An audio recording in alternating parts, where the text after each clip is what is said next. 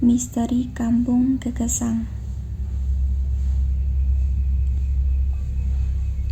Setiap pekerjaan selalu mempunyai resikonya masing-masing. Pemadam kebakaran bisa saja mendapat luka bakar ketika bertugas. Tentara yang gagah bisa tertembak dalam perang. Driver ojek online bisa menghadapi kecelakaan di jalan raya ketika mengantar pesanan. Pun Afyudi, seorang jurnalis media cetak ibu kota yang namanya mulai redup sejak digitalisasi merajalela. Ini adalah tahun ketujuhnya menjadi penulis berita, yang juga berarti umurnya sudah menginjak 30 tahun. Hal yang menjadi tujuan utamanya sekarang adalah menikahi pacarnya. Alasan tersebut cukup untuk membuat Afyudi kini berada di pedalaman Jambi, Pulau Sumatera. Dia membulatkan tekad menghadapi resiko untuk mencari kebenaran atas sebuah desa berhantu demi mendapat hadiah besar yang dijanjikan oleh perusahaan. Di dalam mobil jeep hitam yang baru saja melewati batu besar, Afyudi tampak berkeringat. "Pak, ini beneran jalan ke Kampung Gegesang?" "Iya, Bang." Pak sopir tetap fokus pada jalan tak beraspal yang sedang menguji skill berkendaranya. "Kita baru saja melewati tanda gaburannya." Afyudi merasa tidak melewatkan apapun. Gapura? "Batu besar tadi, Bang." Afyudi hanya mengangguk paham. Selang 4 tikungan berikutnya, mobil jeep berhenti tepat di bawah pohon kapas berukuran besar khas Sumatera. Mulut Pak sopir tampak kaku. "Saya antar sampai di sini ya, Bang." Afyudi menyipitkan mata. "Loh, Bapak kan sudah janji akan antar saya sampai jalan menuju rumah Matluwoh." Ibu jari tangan kiri Pak sopir dengan sopan menunjuk sebuah jalan setapak. "Itu jalannya." Setelah Pak sopir sedikit menjelaskan mengenai arah rumah Matluwoh, Afyudi lantas percaya dan segera turun dari mobil. Ia merenggangkan badan, dilanjutkan berjalan mengambil tas karir di bagasi belakang. Usai melihat jam tangan menunjukkan pukul 1 siang. Lewat jendela mobil, Afyudi memastikan ucapan Pak sopir sebelum berangkat tadi. "Jadi, Bapak akan lewat lagi untuk pulang besok pagi?" "Iya, Bang." Pak sopir memandang Afyudi dengan cemas. "Abang beneran berani ditinggal di sini?" Afyudi tersenyum. "Ini soal hantu yang Bapak ceritain di jalan tadi ya?" Cemas di wajah Pak sopir tak kunjung hilang. "Tenang, Pak." Afyudi memastikan lebar senyum bibirnya. "Saya nggak percaya hantu." Setelah melihat bagian belakang berdebu mobil jeep itu menjauh dan hilang di persimpangan, Afyudi putar badan, mulai berjalan menyusuri jalanan setapak. Afyudi begitu menikmati setiap langkah kakinya. Toh, meski matahari tepat berada di atas kepalanya, tubuhnya mendapat perlindungan langsung dari pohon-pohon besar di kiri kanannya. Dia merasa mendapat perlakuan spesial dari hutan. Kata Pak sopir tadi butuh setidaknya 40 menit jalan kaki untuk bisa menemui Matluwoh dan istrinya. Keduanya adalah orang yang cukup terkenal di Jambi. Mereka dikagumi karena berani hidup di tanah kelahirannya, meskipun narasi soal hantu kejam sudah beredar luas di masyarakat. Menurut penjelasan Pak sopir pula, meskipun tertutup dan jauh dari hal-hal modern, Dulu, kampung Gegesang seperti halnya kampung lain di bumi. Ada penduduk yang tinggal bertetangga. Tapi, semenjak kemarau panjang, kabarnya ada migrasi hantu dari Sumatera Utara. Menurut kabar burung, penduduk setempat terikat perjanjian dengan iblis untuk tidak meninggalkan tempat ini. Mengenang ucapan Pak Sopir saja sudah membuat Afyudi merinding. Akhirnya, Afyudi yang lahir di Kabupaten Bantul itu memutuskan untuk bernyanyi lagu-lagu berbahasa Jawa demi menghibur diri. Kalung emas sing ana gulumu, saiki wis malih dadi biru. Masih belum bertemu matluh, Afyudi menyanyikan lagu berikutnya. Lingsir wengi sliramu. Afyudi tidak menyelesaikan lagunya. Dia teringat ucapan sahabatnya semasa berkuliah bahwa itu adalah lagu pemanggilan arwah. Afyudi memukul-mukul dahinya. Goblok. Puas memukul diri sendiri, Afyudi terdiam di tempat. Dia mencium aroma pekat, amis. Afyudi menundukkan kepala sambil memejamkan mata. Dia merasa tidak asing dengan aroma yang menyapa hidungnya. Ini biasa terjadi apabila ada tikus yang mati di atap kamar kosnya. Krak! Afyudi yang terkejut melompat ke kiri begitu mendengar suara patahan ranting tersebut. Afyudi masih menutup matanya. Kini, ia seolah sedang berkenalan ulang dengan dirinya sendiri. Ternyata dia punya sifat penakut. Sebuah tangan menepuk pundak Afyudi. Saya kedatangan tamu ya? Afyudi lantas membuka matanya. Di depannya tampak seorang pria berambut putih dengan rahang yang tidak simetris. Tulang pipi sebelah kirinya lebih tirus. Pada lengan pria tua tersebut terdapat banyak sekali goresan. Tapi bukan itu yang paling mencolok, melainkan kenyataan bahwa kaki kanan pria itu buntung, sehingga untuk berjalan ia mengandalkan tongkat kayu. Tanpa menghiraukan pertanyaan si pria tua, Afyudi menebak dengan wajah ragu. Matluh. Iya nak, saya matluh. Ketika menjawab pertanyaan Afyudi, dagu pria tersebut bergerak ke kanan. Afyudi menganggap bahwa bentuk rahang pria itu ada kaitannya dengan gerakan dagu ketika dipakai bicara. Namun Afyudi memutuskan untuk tidak membahasnya. Afyudi begitu senang bisa bertemu dengan narasumbernya tersebut. Kini kepalanya penuh dengan wajah Lina, sang kekasih yang memakai gaun pengantin warna putih. Saya jurnalis, Pak. Afyudi lantas mengambil tanda pengenal dari kantong kiri celananya. Begitu lama ya? Lama tidak kedatangan pencari berita. Matluh mengangkat tongkatnya dan mulai berusaha berjalan. Ayo, bicara di rumah saja. Reaksi Matluh menimbulkan tanda tanya besar di kepala Afyudi. Kenapa jawaban Matluh seolah ia sudah pernah kedatangan jurnalis? Tapi kenapa sampai sekarang masih belum ada artikel resmi mengenai hantu kampung Gegesang? Apakah semenakutkan itu sampai-sampai jurnalis tidak berani menguak ke media? Memikirkan saja, Afyudi merasa sangat senang. Dia adalah orang yang punya tekad baja. Dikejar sejuta hantu pun tak akan menghentikan niatnya. Afyudi membenarkan posisi tas di punggungnya, untuk kemudian berjalan selangkah di belakang Matluh. Matluh sejak tadi tidak berbicara sepatah kata pun, sehingga Afyudi memutuskan untuk tetap tutup mulut demi etika sopan santun.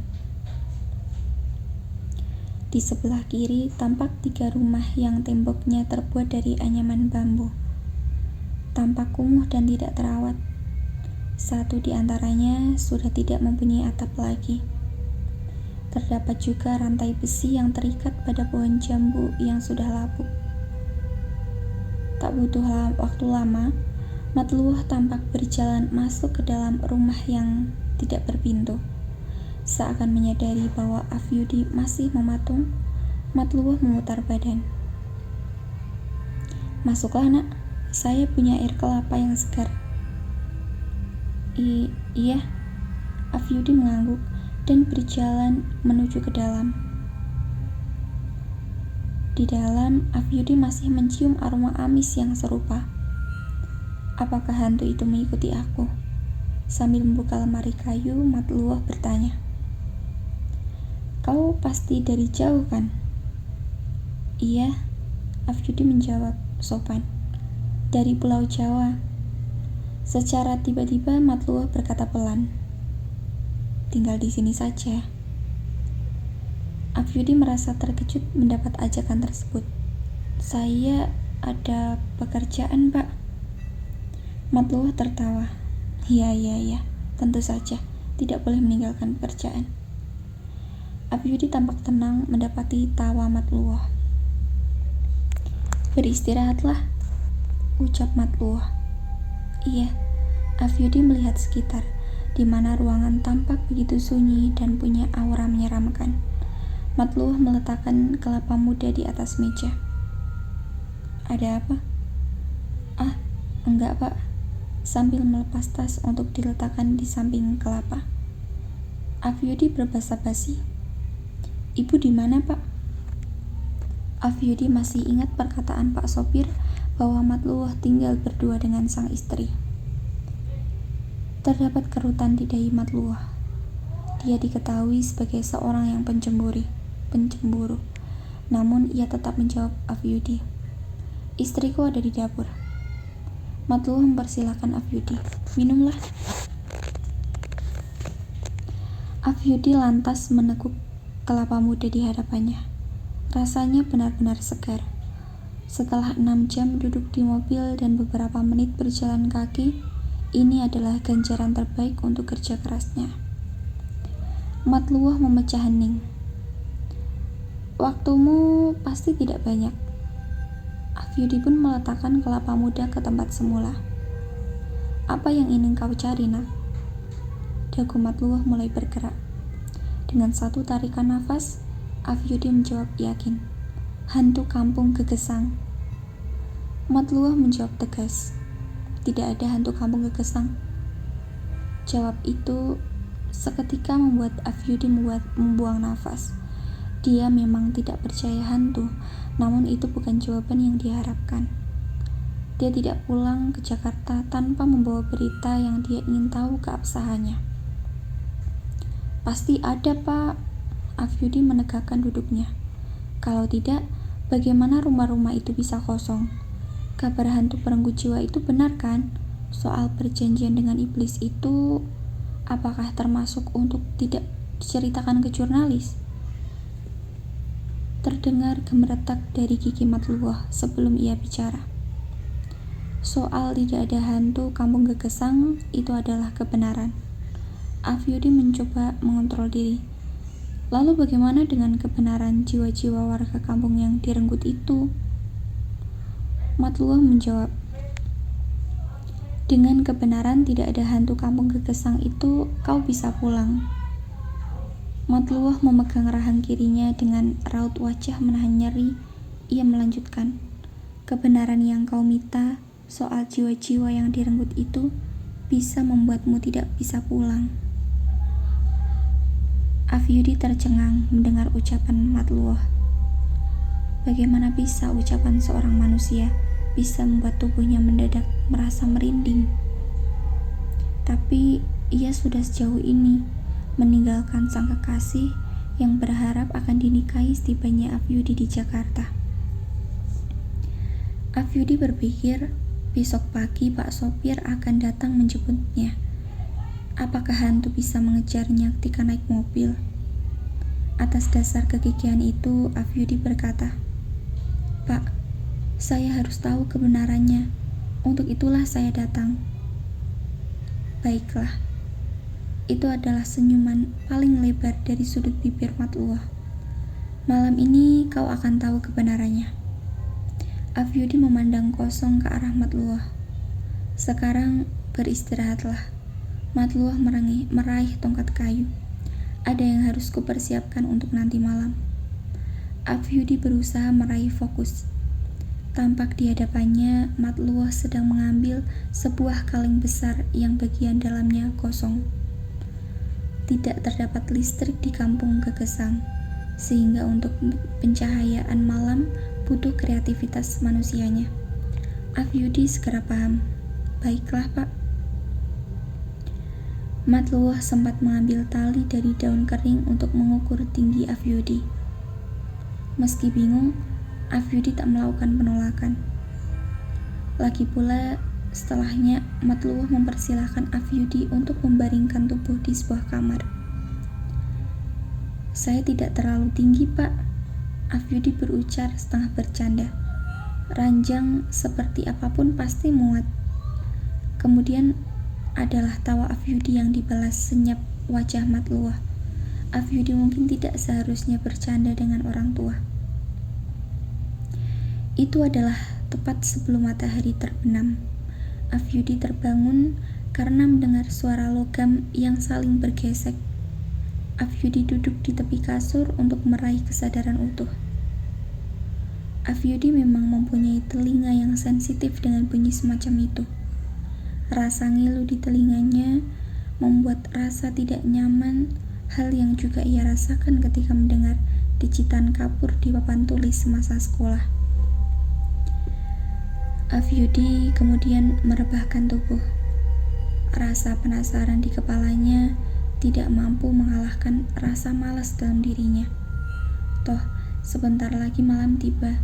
Masih ada sedikit waktu untuk beristirahat. Sekitar 1 jam kemudian, setelah berulang kali menggeser layar smartphone yang tidak ada sinyal, Afyudi memutuskan beranjak dari kasur. Di ruang tamu, Afyudi mendapati keadaan sudah gelap gulita. Hanya ada remang cahaya dari dapur dengan sedikit asap yang menggumpal. Kau sudah bangun ya? Matluah menyapa kehadiran Afyudi.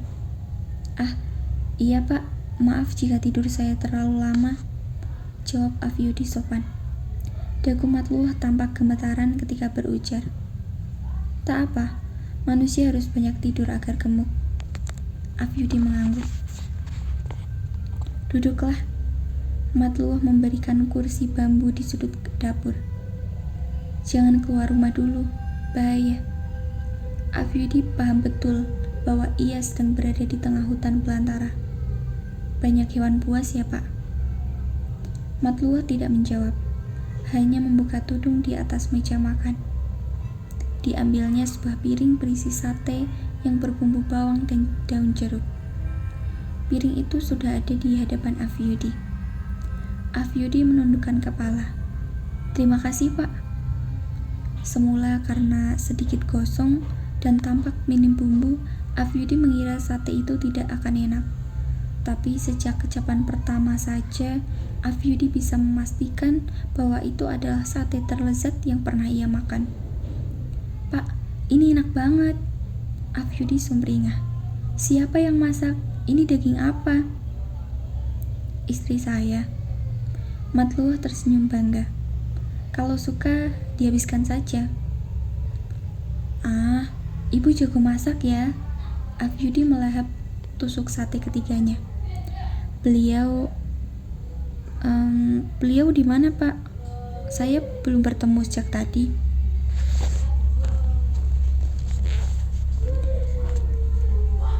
Matluah berdiri di dekat tungku air.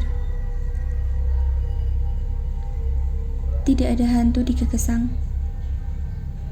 Afyudi tersedak. Sedikit kaget rasanya.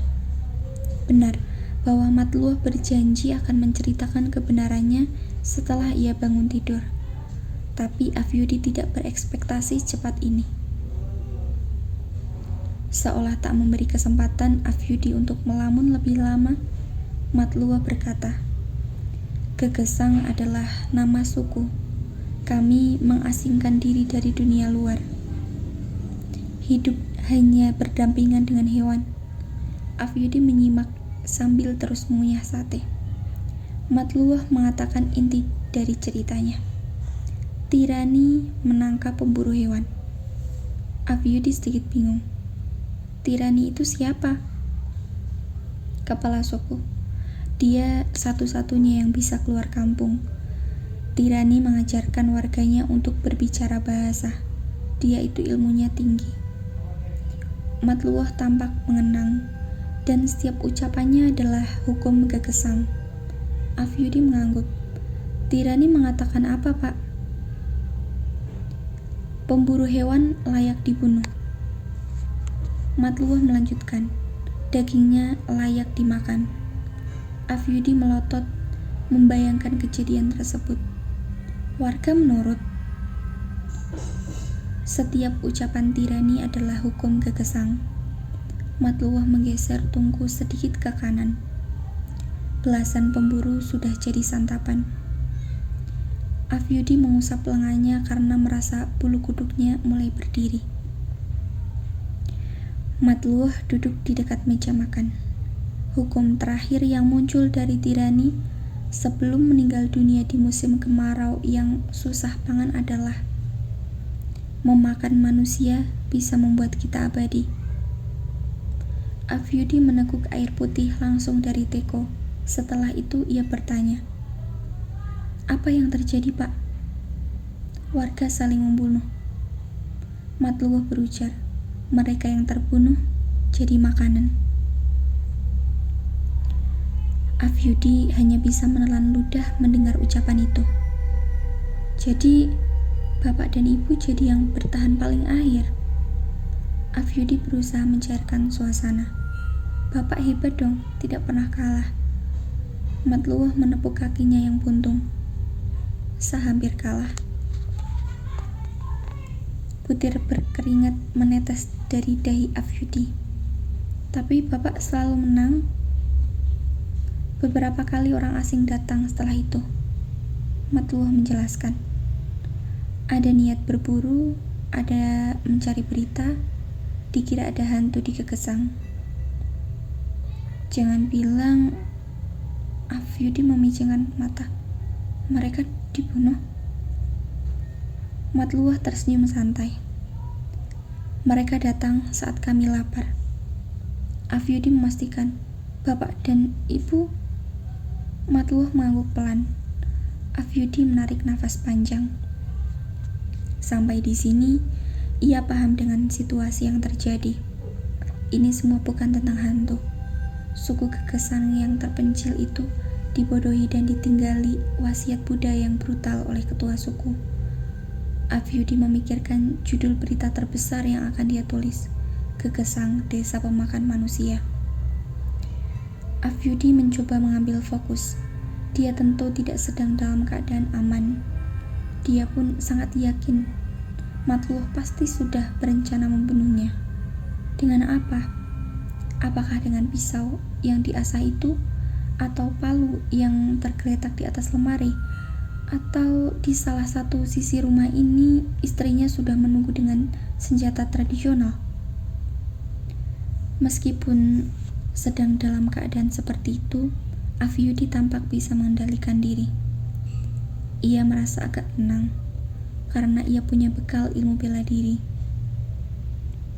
Melawan pria tua yang hanya mempunyai satu kaki masih masuk akal baginya. Baik, Pak, cukup. Afyudi berusaha sopan. Saya akan segera pulang saja setelah pamit pada ibu. Wajah ramah Matluah seketika berubah mengerikan.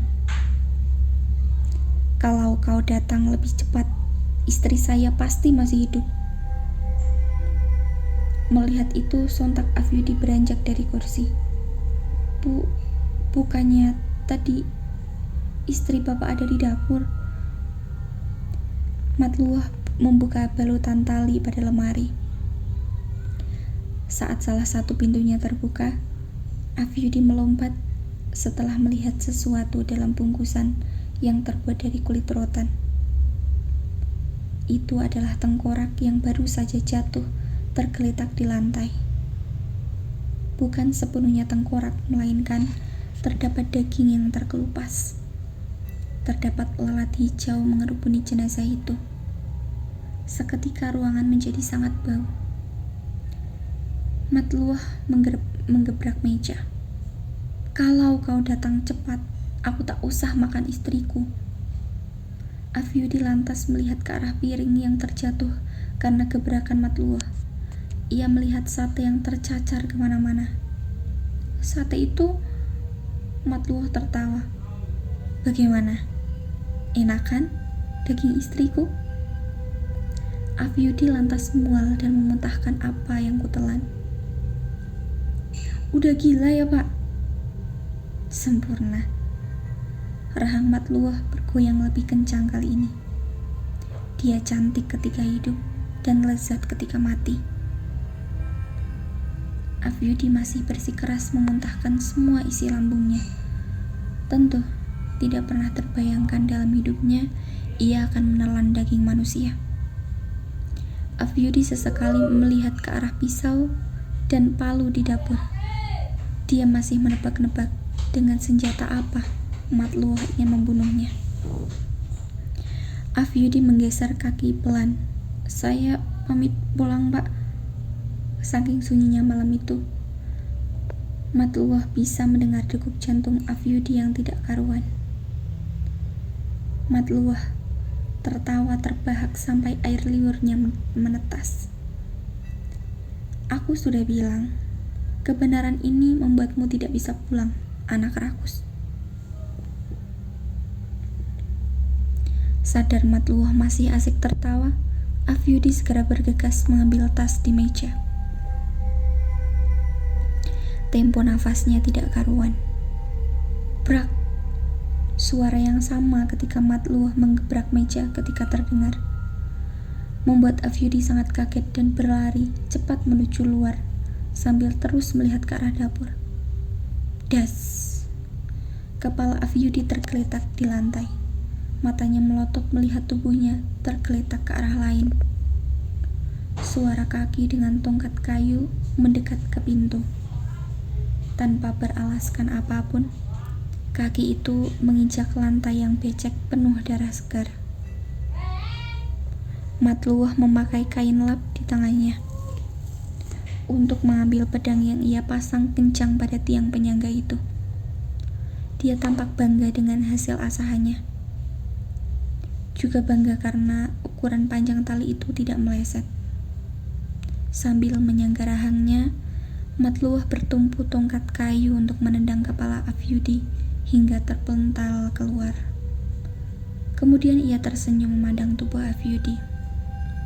"Kubilang, manusia harus tidur siang dulu agar tubuhnya gemuk.